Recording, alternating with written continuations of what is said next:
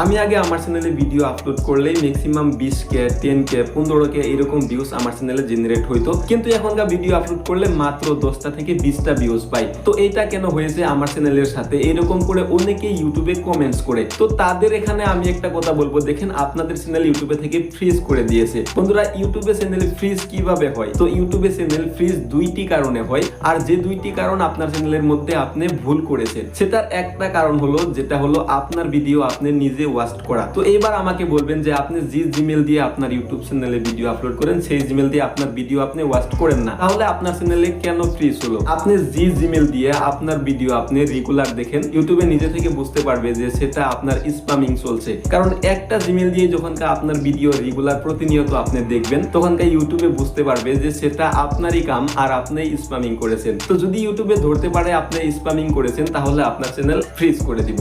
আরেকটি কারণ সেটা হলো আপনার চ্যানেলে মিক্স কন্টেন্ট আপলোড করা। ধরেন আপনি 10-12টা বা 50টা ইউটিউব রিলেটেড ভিডিও আপলোড করেছেন, তখনকার যদি আপনি যে পরিমাণের ভিউজের আশা করেছিলেন সেই পরিমাণের ভিউজ পান নাই, না পাওয়াতে আপনি কি করেন অন্য কন্টেন্টে চলে গিয়েছেন, অন্য ক্যাটাগরিতে কাজ করা আরম্ভ করেছেন আপনার সেই চ্যানেলে। তো তাহলে ইউটিউবে সেই চ্যানেলটা আপনার ফ্রিজ করে দিব। কারণ দেখেন, ইউটিউবে যদি আপনি এসেছেন তাহলে আপনার ধৈর্য থাকতে হবে, এক নাম্বার কথা। তো এইবার আসি কিভাবে আপনার চ্যানেলটা আনফ্রিজ করবেন। সেটার জন্য একটি কাজ করতে হবে, সেটা গুরুত্বপূর্ণ। আপনার ভিডিও আপনি নিজে দেখতে পারবেন না, সেটা টোটালি আপনার বন্ধ করতে হবে। আর 2 নাম্বার কারণ সেটা হলো আপনার চ্যানেলে মিক্স কন্টেন্ট আপলোড করবেন না।